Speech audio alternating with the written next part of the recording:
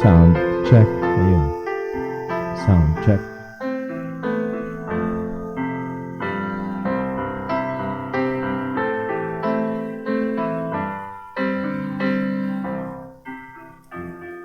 Amen. Magandang umaga po sa bawat isa at isang pagbati sa pangalan ng ating Panginoon. Today is January 30. Ano, can you imagine?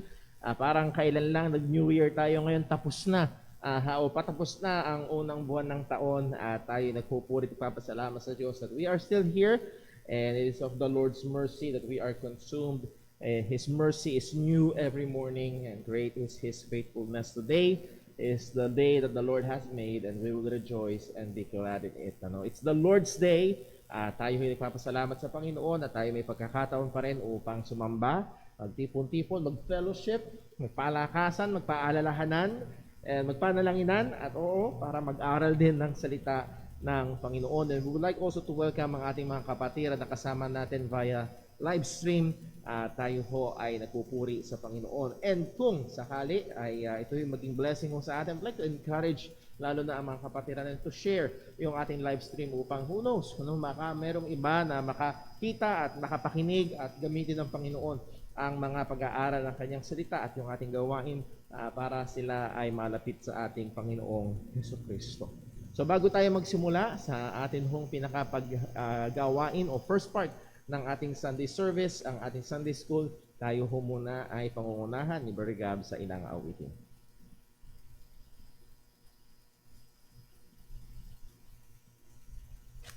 Magandang umaga po sa ating lahat. Tayo po yung awitin po natin ng books of the Bible.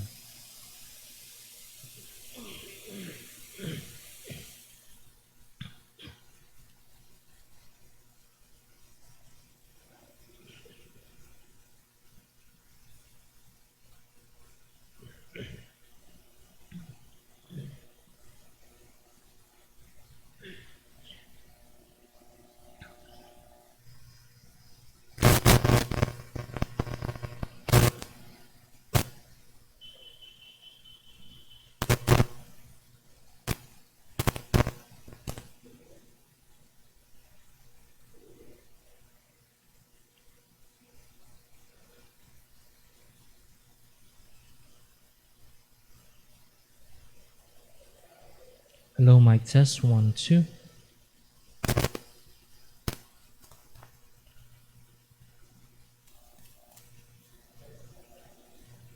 Pasensya po, medyo may konting technical difficulties po tayo.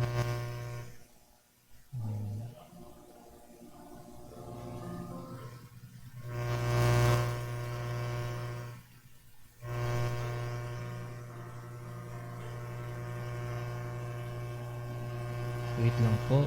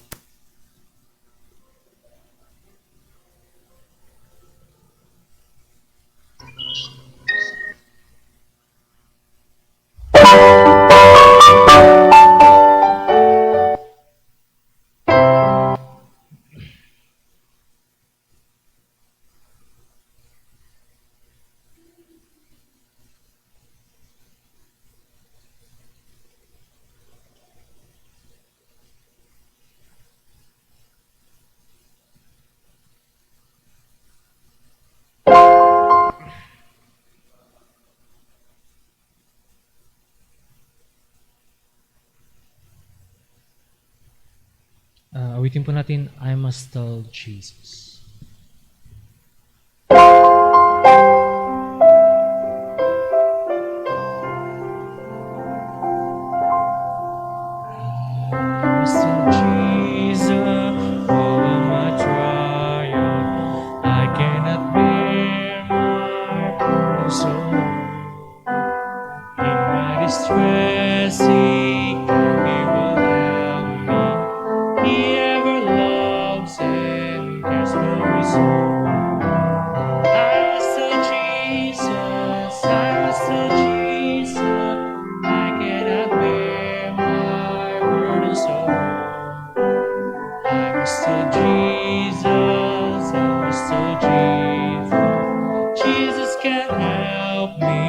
Jesus alone. I must tell Jesus all of my trials.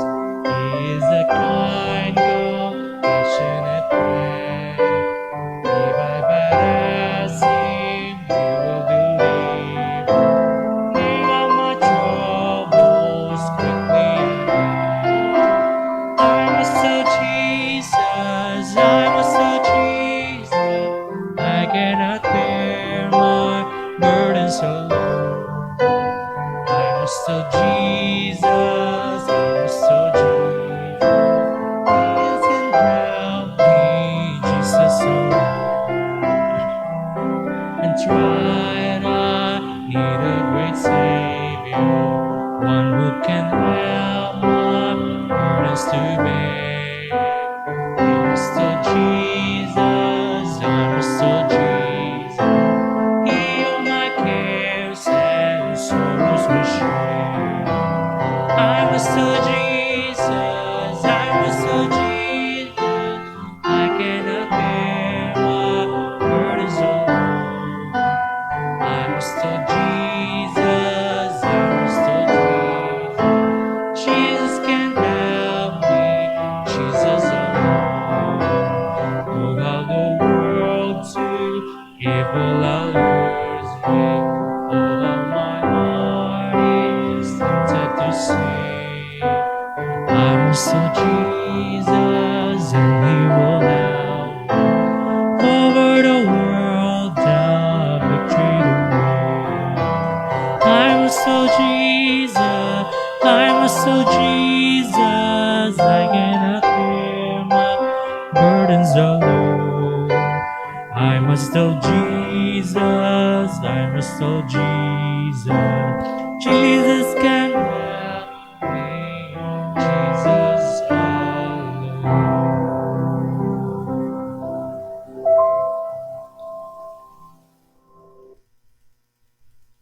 Amen. Purihin po ang Panginoon. Ayan, pasensya na ho. Nagkaroon tayo ng konting technical difficulties. For some reason, ang ating music player ay namimili ng -1. Ano ho? At mayroon mga ilang -1 na hindi na ito-play sa ngayon. So, we are and will be working on that. Tayo ho ay magpatuloy sa atin hong gawain. Ay, sorry. Ako pala ang nagkulang na i-plug in.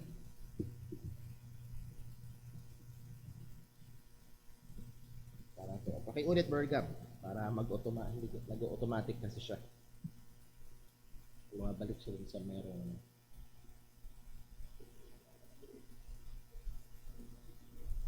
hindi nakikita dyan. Okay, sandali lang po, ano? Meron din yatang problema sa ating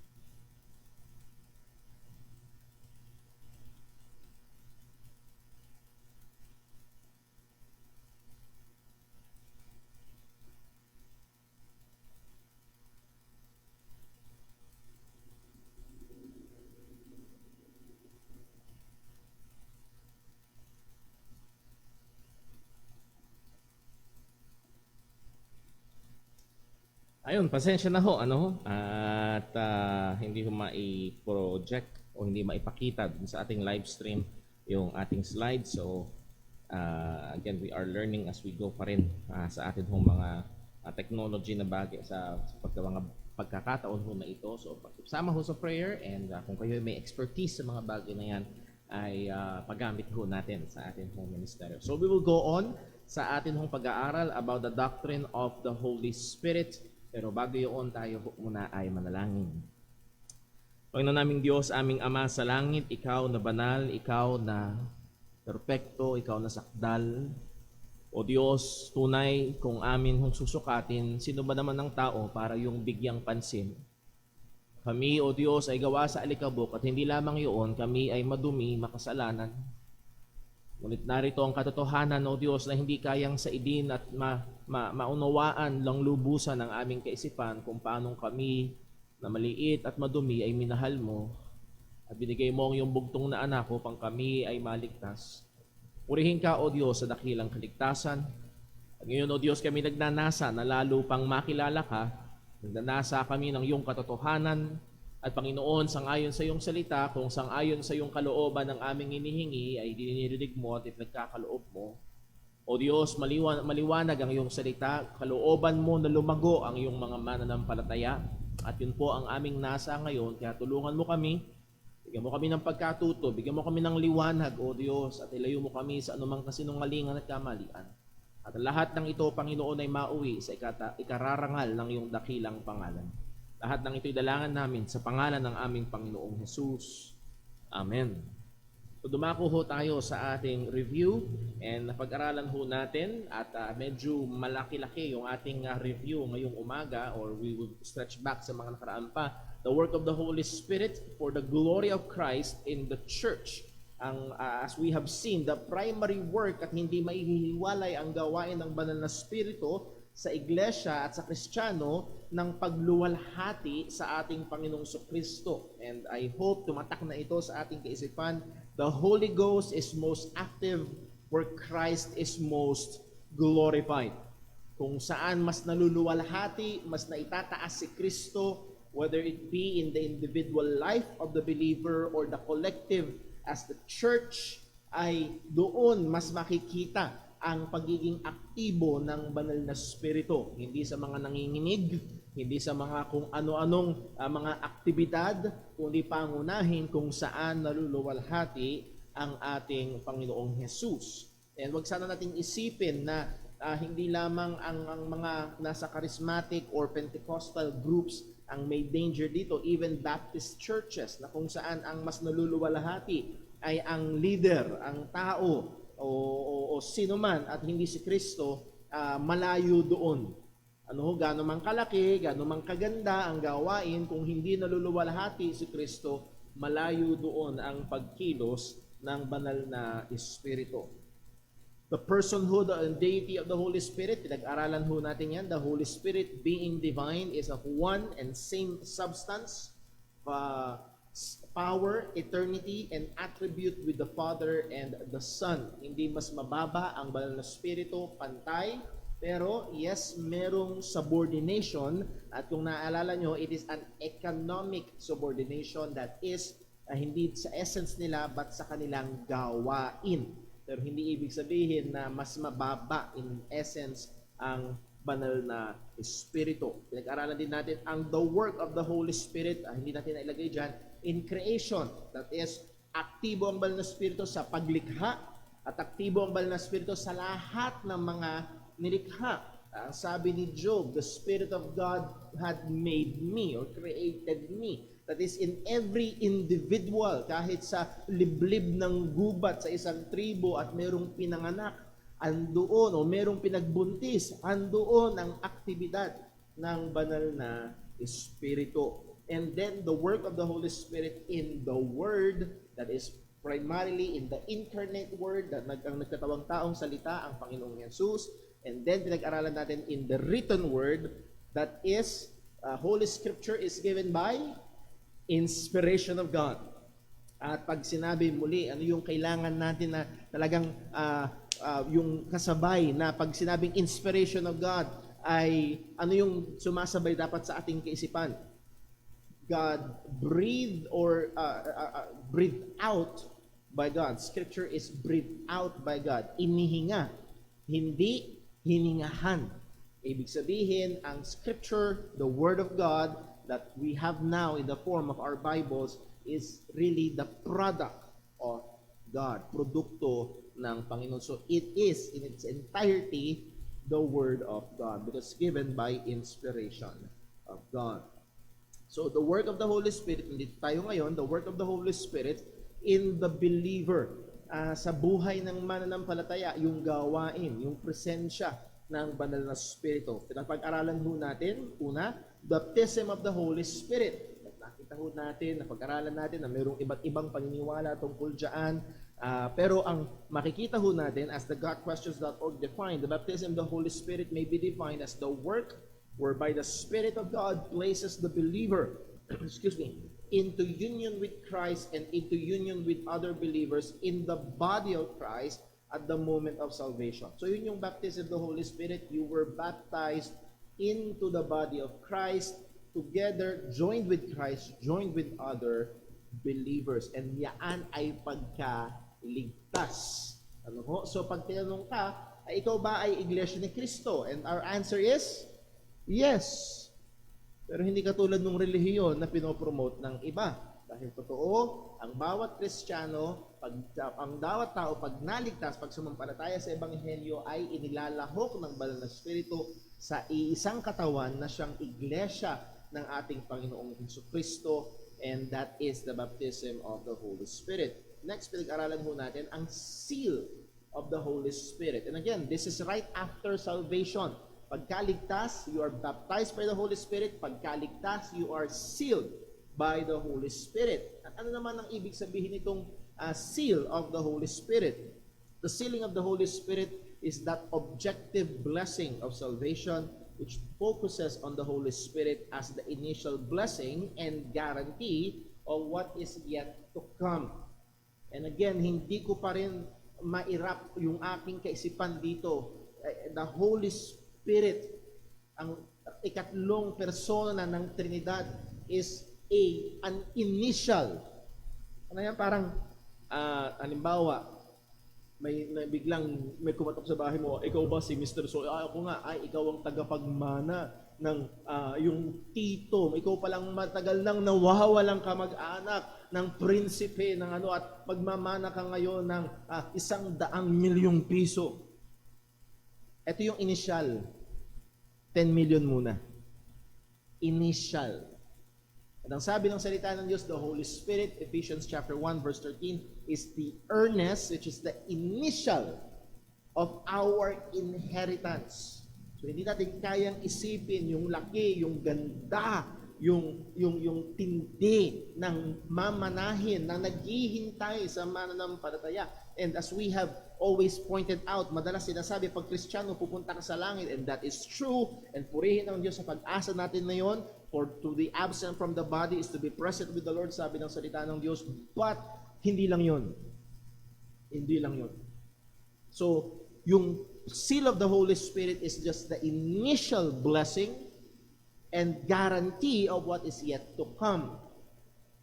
Ito yung patotoo na sigurado yung mga susunod o yung mga kabuuan ay darating. That's why we utterly reject yung kaisipan na pwedeng mawala ang kaligtasan. Nakuha niyo ho?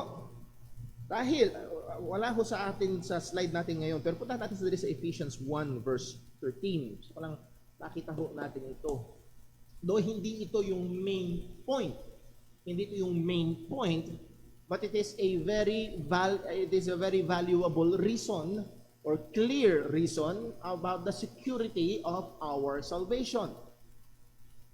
Sa Ephesians 1 verse 13, anong sabi?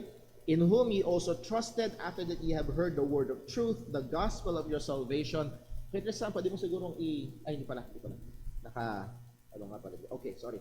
The gospel of your salvation, in whom also after that ye believe, ye were sealed with the Holy Spirit of promise. Pagdating sa verse 14, which is the earnest of our inheritance. Question, sino yung our? Pansinin niyo sa verse 12, verse 13, ye trusted, ye heard the word of truth, the gospel of your salvation, in whom also after that ye believed.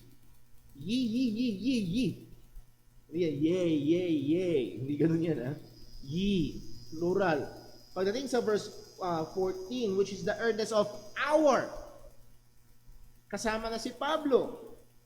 Ang mga taga-Epeso na hintil na mananampalataya at si Pablo na Hudyo na mananampalataya, lahat ng mga mananampalataya. Ito daw banal na spirito na itinatak o sinelyo sa atin, which is the earnest of our inheritance. Siyang patotoo is the initial blessing as we have studied. Paunang bigay, which is the earnest of our inheritance until the redemption of the purchased possession. At yun yung dindiinan ng word na earnest. Patotoo. Ibig sabihin, ginagaransya na yung mga iba ay siguradong darating. That's why, napakahalaga. At ang sabi diyan, hanggang kailan? Until the redemption of the purchased possession. And that is hanggang kunin ng Panginoon ang kanyang biniling pagmamayari. Kaya hindi pwedeng nawawala ang kaligtasan. Dahil tinatakan ng Panginoon, akin to at kukunin ko to. So again, medyo, pero I hope na ma-process natin yan at maunawaan natin yan. And sapagkat napakadami sa natin ngayon nagpapakilalang Kristiyano at merong daladalang doktrina na maaaring mawala ang kaligtasan. Number next, pinag-aralan ho natin ang indwelling of the Holy Spirit. And again, this is an objective blessing. The indwelling of the Holy Spirit is the action by which God takes upon permanent residence in the body of a believer in Jesus Christ. And by the way, hindi lang itong definition na ito ay more on individual, pero nakita natin na yung pag-indwell ng Holy Spirit is parte din yung corporate. The church as a whole ay tinatawag na temple of the Holy Spirit or in our dwelling place of the Holy Spirit sa 1 Corinthians chapter 3. Well, letter A, the Holy Spirit dwells in the church. Yan yung sinabi natin, 1 Corinthians 3. And then the Holy Spirit dwells in the individual believer, 1 Corinthians chapter 6. So, again, huwag sana natin isipin na ang banal na spirito ay dito nakatahan sa gusaling ito. Not so. Siya ay nakatahan sa mga mananampalataya bilang natitipon corporately as a church, as a local congregation, and then siya ay nakatahan din sa bawat individual na tunay na mananampalataya. That's why it is really walang saysay na kantahin yung "Come, Holy Spirit, come." Why? Hindi ba siya nakatahan sa iyo? And I know na maaaring kinakanta yun, ang ibig sabihin nila is yung punuin mo ko o banal na spirito, fill me, pero nakikita natin na merong kamalian dun sa lengguwahe na kanilang ginagamit. Indwelling of the Holy Spirit dwells in the individual believer. The Spirit's indwelling personalizes the presence of Christ in the believer. Sino ba talaga nakatahan sa atin? Well, nakatahan sa atin ang Diyos. Tinanong sa'yo, nakatahan ba sa'yo ang Panginoon? Yes. Nakatahan ba sa'yo si Kristo? Yes. Nakatahan ba sa'yo ang Banal na Espiritu? Oo. At yun ay sa pamamagitan niya ng Banal na Espiritu nakatahan sa atin. The Spirit's indwelling the Spirit's indwelling is the Christian's basic enabling to live the Christian life. Again, ang sabi ni Jesus, without me, you can do nothing. Jesus ang sa kanan ng Ama. Sino ang kasama natin? Ang Banal na Espiritu. At sa pamamagitan niya, tayo ay nabibigyan kakayahan na ibuhay ang buhay pananampalataya. Now, nandito ho tayo sa ating pinag-aaralan na fullness of the Holy Spirit. Kapunuan ng Banal na Espiritu, kapuspusan ng Banal na Espiritu. Now, binigyan natin ng pansin ito, the blessing and work of the Holy Spirit in the believer in salvation has both objective and subjective aspect. Yung tatlong na pag-aralan natin, baptism, sealing, indwelling are objective blessings. It is true in all true believers with no difference or changing modes or intensity. As we have said, walang mas baptized by the Holy Spirit kaysa sa iba. Walang mas sealed kaysa sa iba at walang mas indwelt kaysa sa iba. Pantay-pantay ito sa bawat tunay na mananampalataya. Now, pagdating sa fullness of the Holy Spirit, it is a subjective blessing. Merong pagkakaiba-iba. It is different in every believer. Let me use the word level. Yung level ng fullness, yung intensidad ng kapuspusan ng banal na Espiritu ay iba't iba sa bawat mananampalataya. Liduhin mo natin. Let us define the term. Anong ibig sabihin ng fullness of the Holy Spirit? Yung iba, ang ibig sabihin ng puspos ng banal na Espiritu ay nanginginig, tumutumba, bumubula ang bibig, kung anong tunugan lumalabas, umiiyak ng walang kakontrol-kontrol, sabi ko nga ho, lahat na lang basta budburan ng salitang holy. Holy laughter, holy vomiting, holy rolling, holy howling, holy punching, lahat, holy kicking. Kung basta budburan ng word na holy, it is of the Holy Spirit. Again, that is truly unbiblical. Hindi ho maaari. Pero anong talagang ibig sabihin? Pag tinin natin ang kabuuan ng Biblia ng kapuspusan ng banal na Espiritu. So spiritfulness is the intensification. That word meaning the increase or growth, pagdagdag or pagunlad or paglaki of the inward working of the indwelling Spirit. Yung gumagawa, yung nakatahang banal na Espiritu ay gumagawa at yung kanyang paggawa ay tumitindi. Mas nakikita at mas nagmamanifest sa buhay ng mananampalataya. This is the proper definition ng fullness of the Spirit. Ephesians 5 verse 18, ang sabi, and be not drunk with wine wherein excess, but be filled with the Spirit. And sino nakakaalala? Ilang beses natin itong pinag-aralan last year, February, and even 2 years ago sa ating Family Sunday, kung yung naaalala. Ano ang kasunod ng verse 18? Sabi ni Pablo, filled with the Spirit. Anong sabi yan? Singing, giving thanks, submitting one to another, and then dinelineate niya yung submission ng asawa sa mister at yung obligasyon ng mister sa asawa at pagpapasakop ng mga anak sa magulang at obligasyon ng magulang sa anak, pagpapasakop ng mga servant sa master at obligasyon ng master sa servant, and that is submitting one to another. Walang nanginginig, walang kung ano-anong tunog na lumalabas. It is intensification ng work ng banal na Espiritu sa buhay ng Kristiyano. Point, we are commanded to be filled with the Holy Spirit. Ito yung kakaibahan. Walang utos na mabaptize ka ng banal na Espiritu. Yes, may utos na magpabaptize ka sa tubig. Pero walang utos na mabautismuhan ka ng banal na Espiritu because it is automatic pagkaligtas. Yung seal and indwelt, hindi yun inutos sa atin. Ito yung automatic pagkatapos natin maligtas. Pero pagdating sa fullness of the Holy Spirit, ang sabi diyan, be filled. That is imperative. Inuutusan tayo na tayo ay mapuspos ng banal na Espiritu. Isang gawain na dapat ini-engage ng Kristiyano ang kanyang sarili, hindi lamang tuwing araw ng linggo, tuwing may gawain na sa loob ng church, kundi every day. Dapat nagwo-work tayo, we are exerting effort to be filled with the Holy Spirit. Now, we studied or looked at some wrong ideas or wrong views, pinag-aralan natin last Sunday. Isa sa mga mali is yung higher life theology or tinatawag na Keswick theology. Anong idea niyan? Being filled with the Spirit is viewed as an event rather than a process in the life of the believer. Ako?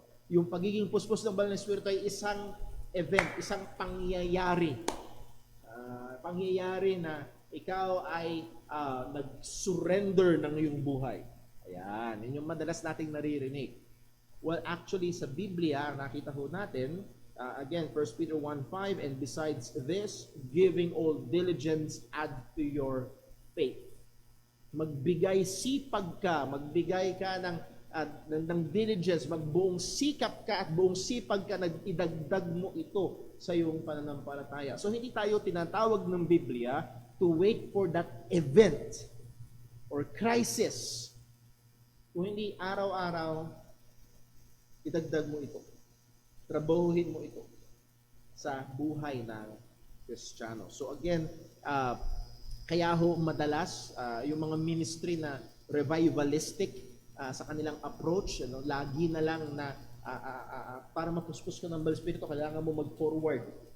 Iniimbitahan ng mga tao sa harap. Hindi ba nila pwede? Alala ko, nangaral ho ako minsan, pagkatapos ko mag-preach at pinreach ko ang Ebanghelyo, challenge ko mga tao, tanggapin niyo si Kristo. Pero pagkatapos ko mag-preach at pray ako, sabay upo. May lumapit sa akin, Brother Paul, ba't hindi mo sila pinatanggap? Ba't hindi mo sila pinalapit sa harap? Hindi ba nila pwedeng tanggapin si Jesus habang nasa upuan nila? Dito lang ba may signal? Wala dyan? Dead spot dyan? Baka nakukulong ho ulit tayo na para tayong bumabalik dati na mayroong mga sagradong lugar. Nakuha niyo ho? Again, sana ho makuha ho natin na hindi yung time lang na yon. Kung hindi tayo ay inuutusan ng Panginoon every day. Paano pag hindi Sunday, Monday to Saturday, walang invitation? Paano na yung pagbibig puspos mo ng walang Espiritu? Kung lagi mo lang hinihintay yung event na yun. Again, that is an unbiblical view. Number 2, perfectionism. Meron ibang idea ito, the process of getting from a lower level to a higher level of Christian maturity causes immunity to temptation. Ayun yun. Pag masyado ka ng malago, hindi ka na tinatablan ng tukso, ay, wala na sa akin. Hindi na ako tinatablan ng tukso ng pera, hindi ako tinatablan ng tukso ng babae, basta wala na yan. Masyado na akong spiritual. Sabi, paalala ng Biblia, wherefore let him that thinketh he standeth take heed lest he fall. There's no immunity. Huwag mo nating isipin na you can reach a certain level ng iyong buhay Kristiyano na hindi ka na tatablan ng mga tukso. Ay, hindi ho ganun. And then number 3 is ang wrong idea is spirit takeover, or maybe, para mas maunawaan natin, hijack. Parang hinijack. Ang idea ito, the word fill is viewed as contrast to the word empty. Empty oneself and be filled with the Spirit. At ina-equate ito na parang na-possess. Kung paano yung napoposes ng evil spirit, hindi niya alam yung kanyang ginagawa, siya ay kumikilos sa kapangyarihan na higit sa kanyang kaya. Ganoon din daw, para bang pag pinili ka ng banal na spirito for 1 hour, pagkatapos noon, aalis na siya. Ano nangyari? Ay, napuspos ako. Again, these are unbiblical views.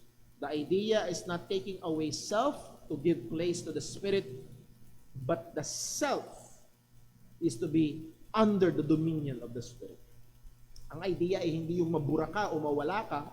Ang idea ay ikaw ay mapailalim sa rule ng banal na Espiritu. Kagaya ng sinabi ni Pablo, Galatians 2:20, I am crucified with Christ, nevertheless I live, yet not I.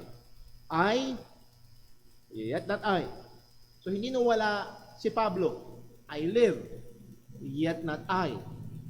But Christ liveth in me, and the life which I now live in the flesh, I live by the faith of or in the Son of God, who loved me and gave Himself for me. So yung kapuspusan ng banal na Espiritu, hindi yung biglang napuspos ng banal na Espiritu tapos si Brother Gab, halimbawa si Brother Gab, talagang man of few words, silent type, talagang ganyan, tapos biglang napuspos ng banal na Espiritu, biglang kung ano na yung sinasabi niya, parang iba yung ugali niya, parang hindi na si Brother Gab, tapos nung matapos na yun, parang hindi, siya pa din. Pero yung siya ay napapailalim sa banal na Espiritu. Ito ang larawan na pinitinta ng Biblia. So spirit fullness is the intensification or process of increasing of growth. So take note of that word. It's a process, hindi to one time, big time, instantaneous, ikaw ay puspos na ng banal na Espiritu. Doon makikita natin merong mga time na ginagawa ito ng Panginoon. Pero sa normal na buhay Kristiyano, ito ay proseso na kung saan ang Kristiyano ay lumalago at lumalago in the inward working of the Holy Spirit in every area or aspect of the life of the believer. So bawat aspeto, sa bawat, dininan natin to last Sunday, alam niyo, hindi lamang ito sa activity sa church. Let me just point it out here again for us to be reminded. Nung bata akong Kristiyano, merong idea na hindi ito sinasabi, yes, pero parang ganun. Na ang panahon lang ng paglilingkod kay Lord, ang panahon ng pagiging espiritual, ay tuwing may gawain at may aktibidad sa church. I can still remember yung illustration ng tape measure. Ito yung buhay mo. Okay? Gano'ng katagal ka na sa trabaho? Gano'ng katagal kang natutulog? Gano'ng katagal kang kumakain? Naliligo? Gano'ng katagal kang nakikipagkwentuhan? Gano'ng katagal kang, lahat pa nung ginagawa mo, at gano'ng katagal kang nasa church? Nakita niyo ho yun? That's a very, very unbiblical illustration. Dahil hindi lang yung time na nasa loob ko ng church dapat nabubuhay ka para sa Panginoon. Whether therefore you eat or drink, mamayang tanghali, pag uwi nyo, kayo kakain, kayo I hope kayo iinom pagkatapos yung kumain para hindi kayo mabulunan. Pero habang ginagawa nyo, do all to the glory of God. Yung mga servants, inuutusan ni Pablo, servants, obey your masters. Sa panahon natin ngayon, i-apply natin. Employees, obey your employer. For the glory of God. So, hindi lamang sa loob ng church. In every aspect of our lives as believers, sa pakikitungo mo sa iyong mga anak, pakikitungo mo sa iyong magulang, pakikitungo mo sa iyong asawa, pakikitungo mo sa iyong kapitbahay, sa kapatiran, sa lumalabas sa iyong bibig, o hindi lumalabas sa iyong bibig, lahat ng yan ay bahagi at saklaw ng kapunuan ng banal na Espiritu. This process is synergistic. That means it involves the work of the indwelling Spirit and the effort of the believer. Remember sa 1 Peter or 2 Peter, ang sabi, add to your faith. Meron kang kailangang idagdag. You must exert effort. But it is also the work of the Holy Spirit. So, kailangan natin bilisan. Filling of the Holy Spirit in the New Testament. Doon ang focus natin bilang mga mananampalataya sa Bagong Tipan. Ano ang larawan ng puspos ng banal na Espiritu? Well, there are two categories of experience in the New Testament of the filling of the Holy Spirit. Merong dalawang kategorya. Una, tingnan natin, the category of exigencies. Hindi exegesis, exigencies. Ano ibig sabihin ng exigencies? Need, emergency, or necessity. May daglian na pangangailangan. May emergency, may nangyari. Moments of special needs, sovereignly given influx of spiritual ability to meet a need or crisis. Habang pinag-iisipan ko ito, ang tanging physical na halimbawa na naisip ko, yung tinatawag na adrenaline, nakakalap ng adrenaline, na pag time ng emergency, sumisipa yung adrenaline gland at ito'y nagbibigay sa iyo ng panumandali ang physical na kakayahan o lakas. Hindi ko makalimutan yung kwento ng isang lolo nung panahon ng Undoy, naiakit niya yung rep. No, normally hindi niya kayang gawin, pero nung panahon ng Undoy, sumipa nga, naiakit niya yung rep, pero namumblema siya sa pagbababa. Kasi wala na yung adrenaline.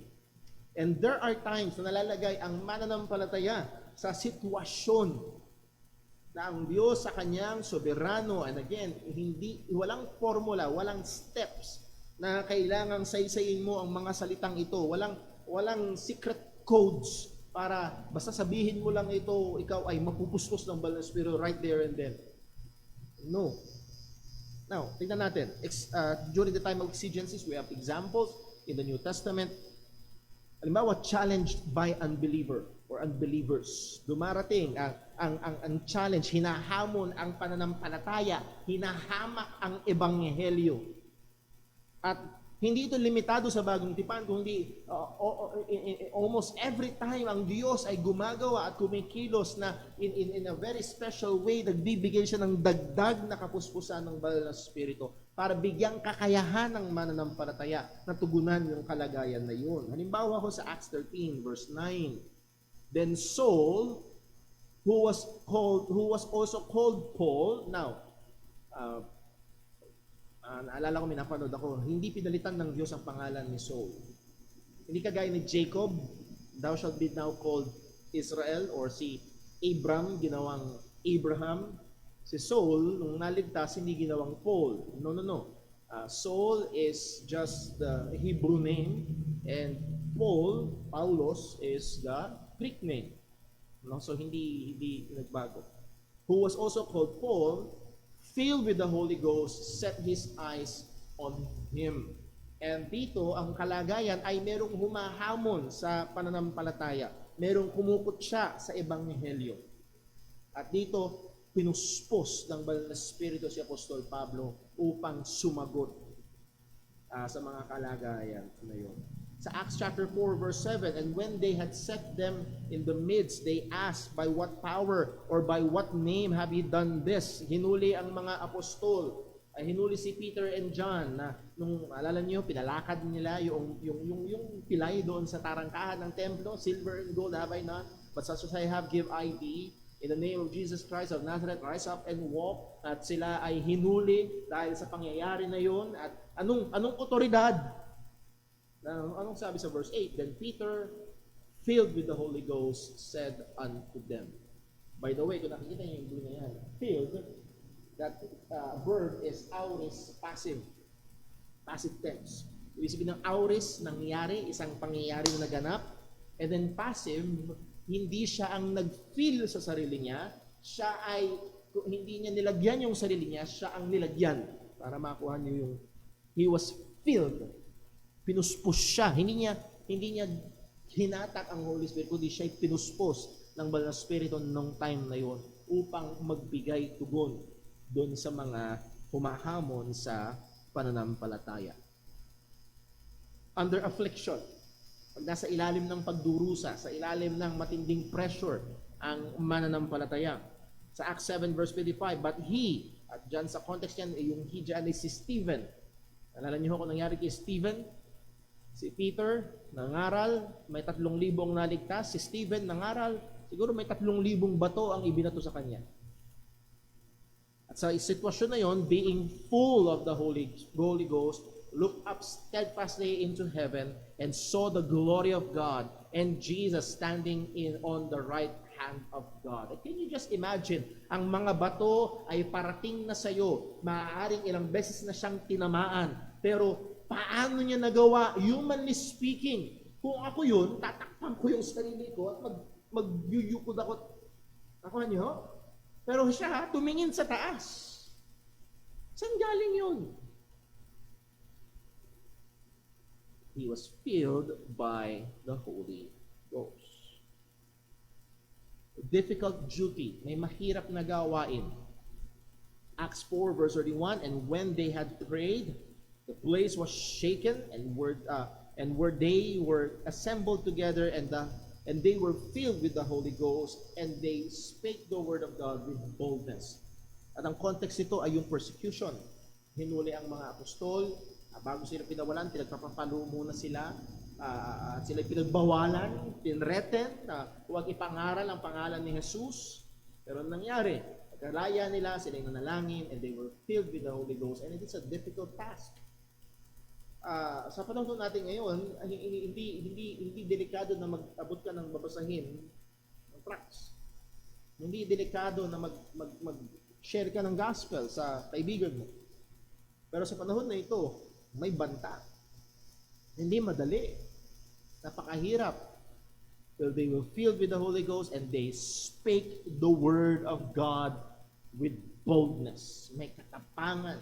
Kanilang sinaysay, ipinangaral ang katotohanan ng salita ng Diyos o ng Ebanghelyo. So, in time of exigencies, ay nahandoon in a very special way.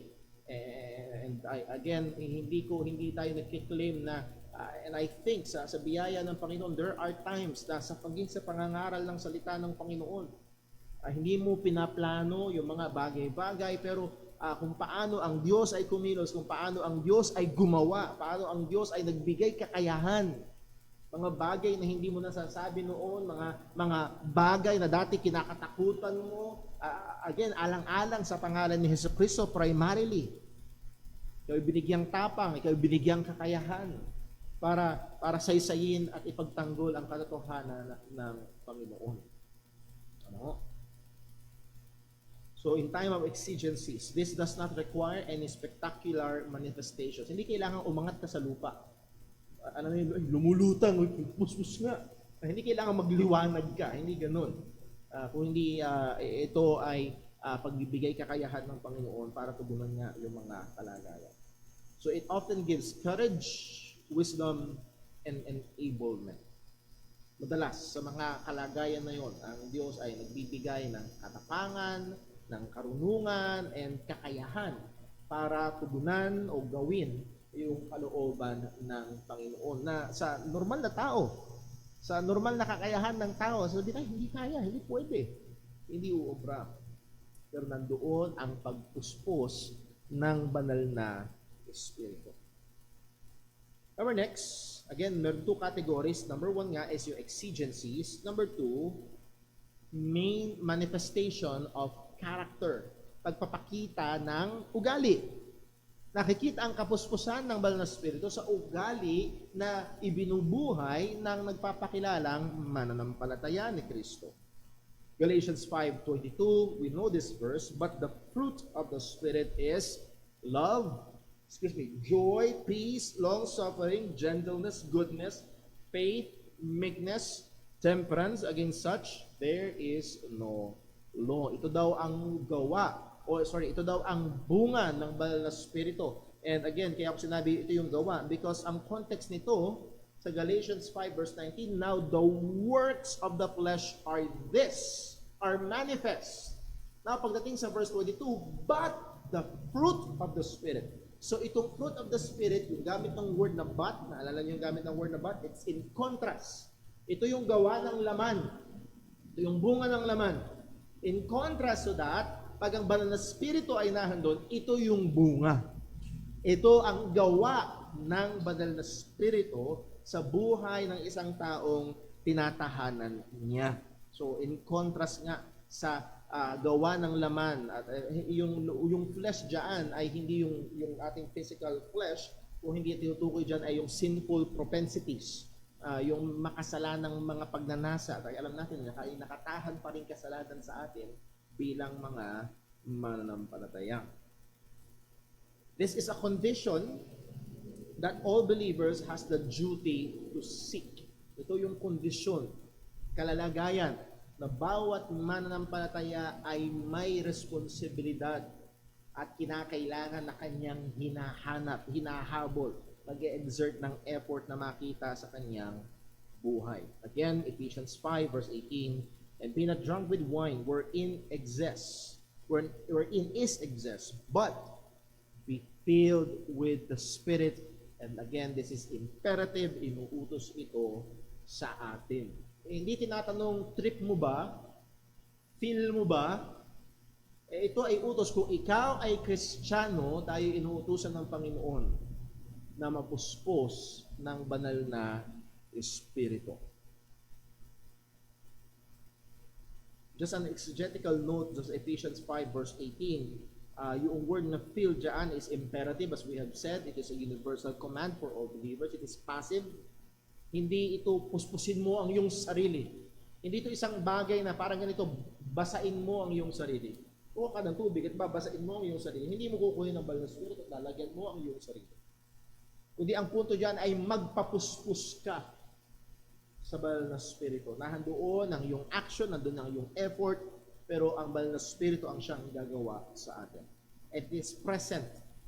It is present, passive, imperative. Ano ibig sabihin ng present? Ibig sabihin, continuous action. Hindi to one time, dramatic. Hindi mo pwede, ay, last week, napuspos na ako ng banal na Espiritu, okay na yon. No, ito ay araw-araw na dapat ay hinahanap, hinahabol, at hinadalangin at ninanasa ng isang mananampalataya. Manifestation in characters, Ephesians 5 verse 18, again, be filled with the Spirit. Ang idea dito, there is the capacity. Gusto ko lang makuha natin yung idea na merong kapasidad to increase or decrease the Spirit's influence in the believer. That very command na be filled, ibig sabihin, kulang sa feeling. And then also, andun yung possibility of being filled. Nakuha niyo po? So, the command assumes the lack of fullness and the possibility of its increase. So muli, sa buhay ng isang Kristiyano, hindi natin pwede sabihin, ay, indwelt na ako ng banal na Espiritu. That's it. No. Pagdating sa usapan ng fullness of the Holy Spirit, merong mga time na pwedeng may possibility na mag-increase yan at dumarating talaga sa time ng Kristiyano na nagdi-decrease sa buhay niya. Hindi nawawala ang banal na Espiritu, pero yung pagkapuspos niya ng banal na Espiritu, yung pagpapailalim niya sa dominion ng banal na Espiritu ay nag-decrease. So, kailangan ho nating maging mapagbantay. Again, kung ang iniisip mo ay ikaw ay laging filled, anong saysay nung utos na ito sa iyo? So, kailangan nating aminin na yes, there are times. Kung tayo ay magiging honest, there are many times that we are not as filled as we ought to be. Yes, hindi tayo kasing puspos. Minsan, akala mo siguro galing ka sa church at talagang na-bless ka ng awitan, na-bless ka ng preaching ng salita ng Panginoon, talagang parang pakiramdam mo, lumulutang ka sa ulap ng espiritualidad, tapos habang umaalis ka yung sasakyan mo dyan sa parking, biglang may tumagi sa yung motor. Ay! Or nakita mo yung may utang sa yung hindi nagbabayad. Again, we are not as filled as we ought to be always. Pero we must be filled with the Holy Spirit. So the Spirit-filled character, tingnan mo natin. Number 1, anong katangian nito? Centrality of God in Christ. Centrality of God in Christ. This is in opposed to ano ang number 1 idea ng pagiging puspos ng banal na Espiritu sa mga charismatic and Pentecostal. Hindi lahat, pero kadalasan. Miracles, signs, wonders, pero sa tunay at sa makikinan sa Biblia, ang sentro ay ang Diyos kay Kristo Jesus. Tignan ho natin sa, this is the first of the fullness. Sa Ephesians 3 verse 14, ang sabi, for this cause I bow my knees. So this is Apostle Paul. Dahil daw dito, siya'y lumuluhod sa Panginoon. Lagi-lagi, I bow my knees unto the Father of our Lord Jesus Christ, of whom the whole family of heaven and earth is named, that He should grant you, according to the riches of His glory, to be strengthened with the might by His Spirit in the inner man. So these are the prayer requests, primary prayer request ni Pablo para sa mga Kristiyano. Hindi yung yumaman. I'm sure pinagpe-pray ni Pablo kung merong may physical na karamdaman. I'm sure na pinagpe-pray yun. Pero narito ang pangunahin that He may grant you according to the riches of His glory to be strengthened with the might by His Spirit in the inner man. Kalakasang spiritual, yun ang una. That Christ may dwell in your hearts by faith. Na tumahan, lalo pang manahan si Jesus sa inyong mga puso, that ye being rooted and grounded in love. Hindi lang basta grounded, rooted. Lumalalim, tumitibay, tumatatag sa pagmamahal. May be able to comprehend with all the saints, na inyong maalaman, maunawaan, kasama ng ibang mga mananampalataya. Hindi to just Jesus and me. What is the breadth, the length, the depth, the height Ang sabi sa verse 19, and to know, and gusto kong i-dinan ng konti yung salita, to know, to have the knowledge of, to have the understanding of, malaman, matutunan, maunawaan, the love of Christ which passeth knowledge, that ye may be filled with all the fullness of God. Now, gusto kong tignan ho natin dito, makita, it is not disengaged with proper intellectual understanding, but to be engaged in it. Maraming mga so-called fullness of the Holy Spirit na tila baga, ay basta, hindi ko kailangan ng theology, kailangan ko lang mapuspos ng banal na Espiritu. That is contrary sa salita ng Panginoon. To know the love of Christ. Malaman. And again, hindi lang ito theology na kailangan mong makabisado, but it involves that kailangan mong matutunan at malaman to comprehend with all the saints, sabi ni Apostol Pablo. So it is not disconnected with proper theology. Ang kapuspusan ng banal na Espiritu ay hindi hiwalay, kung hindi kakambal, kasama sa tamang teolohiya. Nakukuha ba natin? And again, that is so much in contrast sa napakadaming hindi teolohiya ang idadagdag, emosyon. Ito kwento sa akin ng misis ko. Isi-set up ang lugar, madilim. Isi-set up ang mga ilaw, may mga lighting effects. Isi-set up ang mga tugtugin, emosyonal, madagungtong. Isi-set up ang mga testimony na magpapaiyak, ang mga speaker, ang mga magsasalita, ang lahat ay para magkaroon ng roller coaster ng emosyon. Forget theology. Pero saan ipinako ni Apostol Pablo ang being filled with the fullness of God? You may comprehend. Ay himi na, huwag niyo pagkamalian. Hindi porket may doctorate ka sa theology, ibig sabihin puspos ka ng banal na Espiritu. Hindi yun. Pero pinupunto ko ito, ang pagkapuspos ng banal na Espiritu ay hindi ka kontra at hindi dapat ialis at ilayo. That's a false dichotomy. Ibig sabihin, i-divorce mo yung pinagsama ng Panginoon. At ang kapuspusan ng banal na Espiritu at tamang teolohiya ay pinagsama ng Panginoon at malinaw yung salita ng Diyos at huwag nating paghihiwalayin. Hindi mo dapat, pumili ka, theology o puspos ng banal na Espiritu. Hindi tama yun. Ito ay bagay na magkasama. Point. Spiritfulness must first be understood in terms of the Father and of the Son, and not a separate and independent activity of the Holy Spirit. Kailangan din naunawaan natin ang kapuspusan ng banal na Espiritu in relation sa Ama at sa Anak, at hindi ito independent na aktibidad ng banal na Espiritu. Again, ano ang pangunahing gawain ng banal na Espiritu? Sabi ni Jesus, pag dumating ang Comforter, He will glorify me. So a claim of being filled with the Holy Spirit, no matter the spectacular, apart from God and apart from Jesus Christ and apart from truth, is very questionable.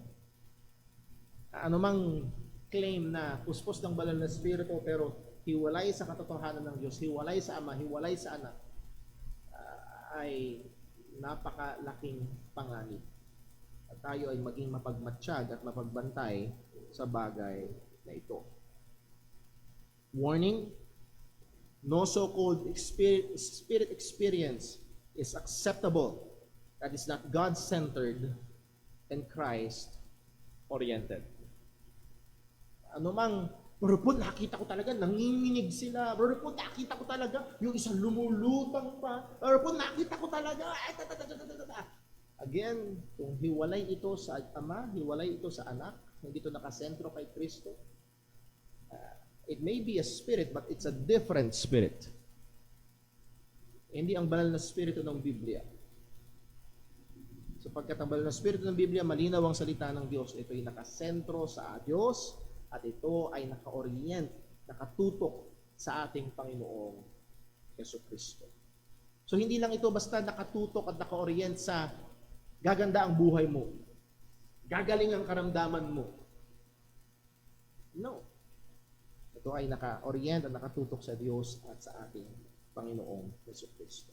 So, I hope na ang bihira yung pala mga napapakinggan ko noon, hindi tama. I hope na medyo nasasala natin, nakikita natin na yung talagang larawan ng pagiging puspos na banal na Espiritu sang-ayon sa salita ng Diyos. Number 2, intensification of graces.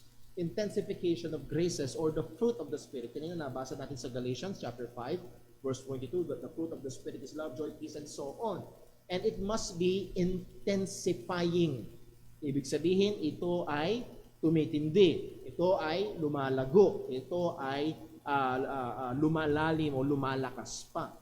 No, the fullness of the Spirit is frequently contrasted or put next to the fullness of other godly characters. Nakuha natin, pag binasa natin ang bagong tipan, madalas, ang pagiging puspos ng banal na Espiritu is side by side ng ibang mga makadiyos na katangian. Para makuha ho natin, ilang halimbawa, sa Acts chapter 6, verse 3. Nung may problema sa church, we believe ito ay first time na humanap ng mga deacons to properly to help sa administration ng iglesia. Ang sabi sa Acts chapter 6 verse 3, "Wherefore, brethren, look ye out among you 7 men of honest report." At within that list, full of the Holy Ghost and wisdom. So ang full of the Holy Ghost ay isang katangian at katangian na nasa ilalim ng parehong kategorya ng honest report and wisdom. That is godly character. So hindi yung hahanap ka ng honest report, wisdom at yung nanginginig at kung ano nung lumalabas na tunog sa bibig. Hindi yun.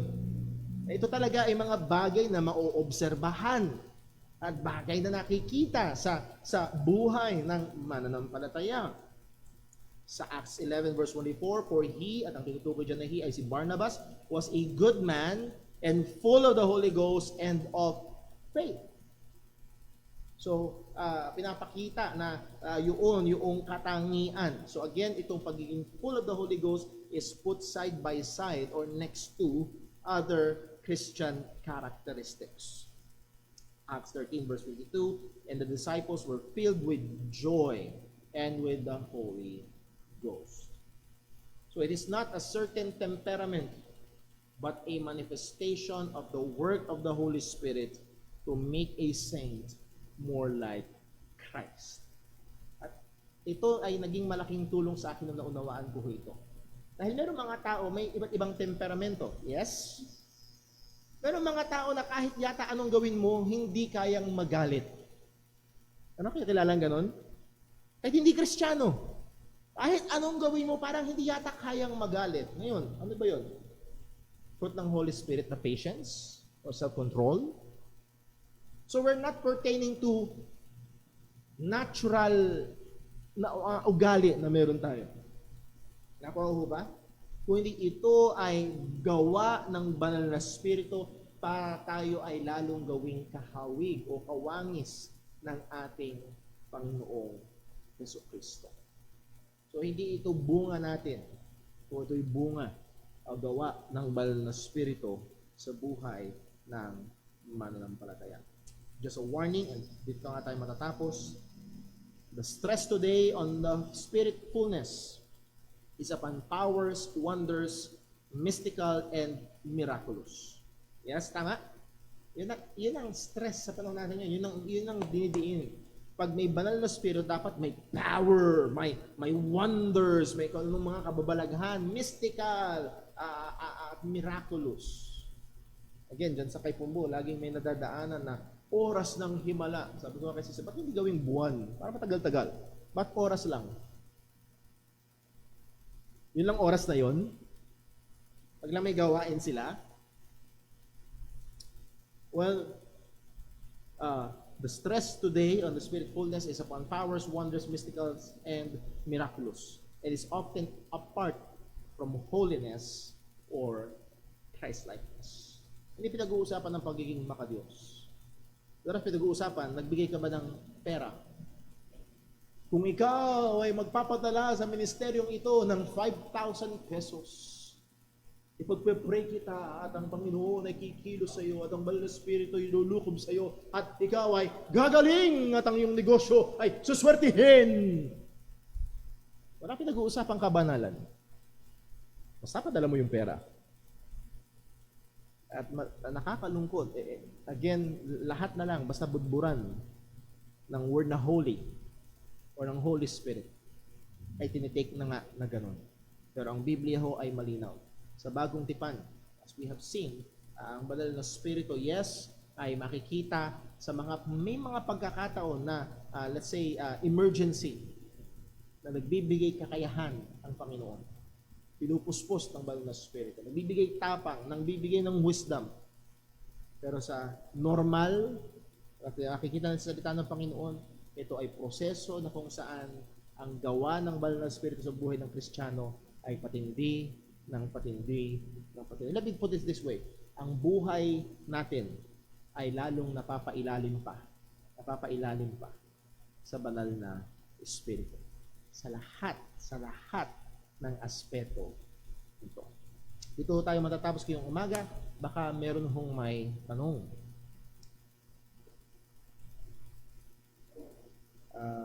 Sa atin hong, meron ho ba Brother Daniel sa online?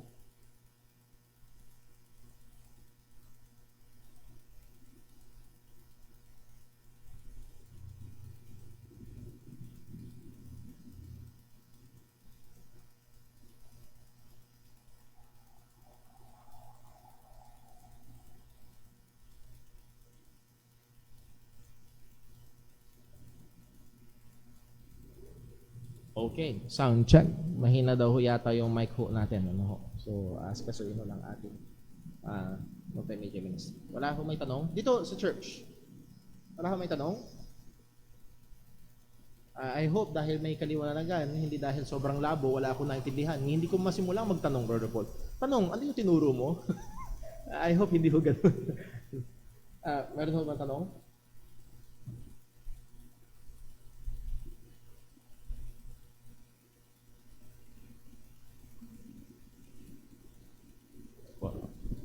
Hello po. Ayun po. On a daily basis po, alam po natin na the command ng Panginoon na we are to be filled with the Spirit. Pero on a daily basis nga ay alam naman natin na hindi tayo palagi na filled with the Spirit. As we ought to. Opo, as we ought to.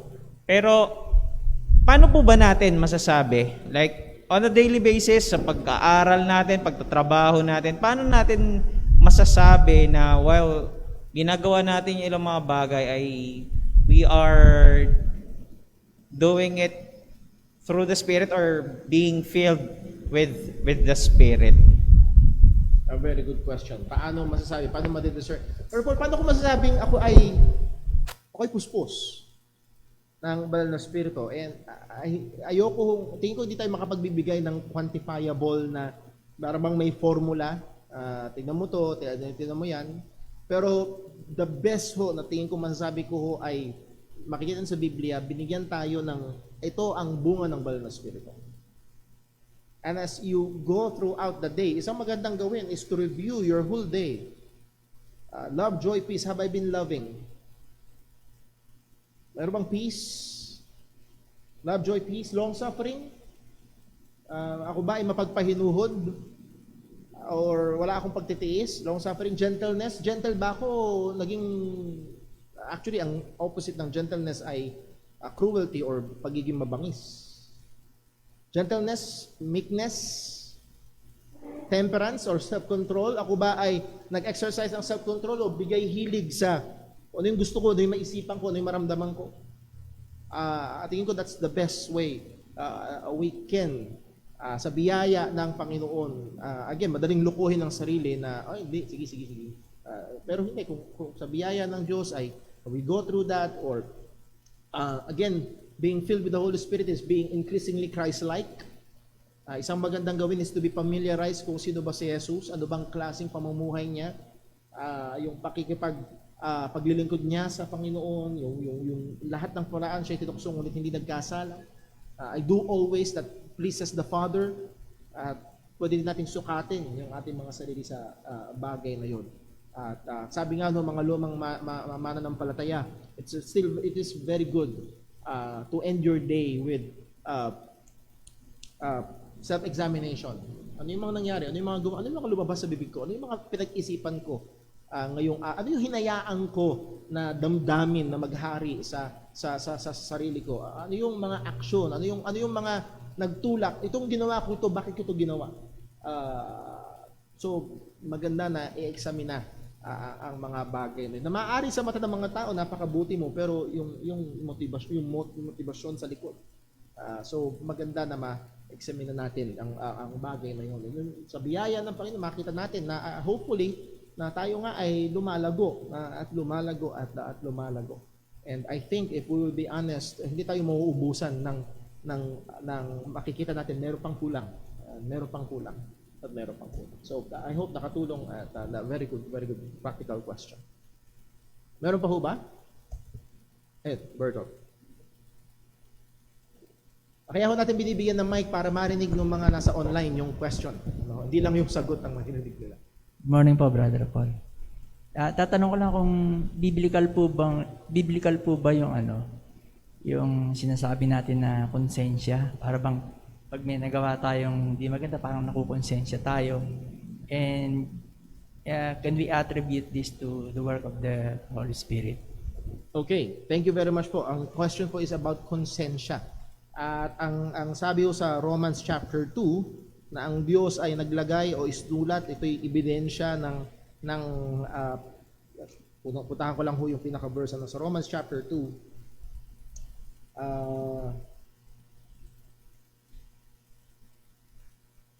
Ayun, verse 14.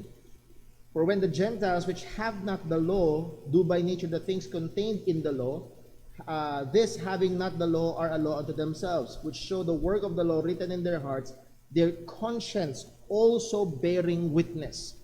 So dito, yung law written in our hearts and yung conscience ay seemingly set apart from one another. Andun yung written law sa puso ng tao, and andun yung conscience na kung saan often defined na yung as a warning, para bang warning device na nilagay ng Panginoon sa atin na nagaano na, uy, mali yan. Uy, parang hindi tama yung ginagawa mo. Parang hindi sang-ayon yan. Kaya meron nung sinabi sa Bible na meron mga tao na tuloy-tuloy sa kasalanan, their conscience being seared. That is, nagiging manhid ang konsensya. Maaaring ang isang tao sa unang pagkakataon siya ay nakapatay, bagabag na bagabag ang kanyang konsensya, pero habang tinutuloy niya ang gawain yon, baka mamaya siya ay, sa termino nga natin, walang konsensya. So is it different from the Holy Spirit? Yes, it is different. Sapagkat ang conscience ang gawain niya is to give warning, ang Holy Spirit, ang gawain niya primarily is to convict men of sin. Hindi lang basta sabihin niyang kasalanan yung ginawa mo, kundi para ipakita niyang ikaw ay nagkasala sa Diyos. Magkaiba ho yun ng gawain. At yun nga, ang konsensya ay maaaring maging may kalyo or ang tawag dito, hindi na nakakaramdam. So it is different, pero yes, magkaiba ho yun. Parehong kung ang isang taong hindi mananampalataya, nasa kanya meron pa rin konsensya, pero sa Kristiyano nakatahan ang banal na Espiritu. And yes, madalas lalo na sa mga pelikula, sa mga palabas na paghahalo ito, or as we grow up ay parang ano ho ito. So I hope na nasagot ho yung tanong. Thank you po. So sa oras ho na meron tayo ay dito ho magtatapos yung ating Sunday School. Salamat po sa bawat isang naririto at tayo ho ay magsarado sa isang panalangin. Pagdating naming Diyos, aming Ama sa langit, we praise you, we love you, we thank you. Salamat o Diyos sa napakadakilang katotohanan ng banal na Espiritu ay nakatahan sa amin, na siyang paunang bayad o paunang patotoo ng mana, ng napakadakilang biyaya ng kaligtasan na aming tinitignan na darating. Lord, ikaw pong patuloy na gumawa sa amin. Nakita namin na ang kapuspusan ng banal na Espiritu ay kung saan kami ay lalo at patindi ng patindi na nagpapailalim sa iyo. Nawa ito'y makita sa aming mga buhay, patuloy mo kaming tulungan na maging mapagbantay, maging mapag-obserba sa paraan ng aming pamumuhay. At tunay nga na kami ay maggawa ng effort to be filled with the Holy Spirit.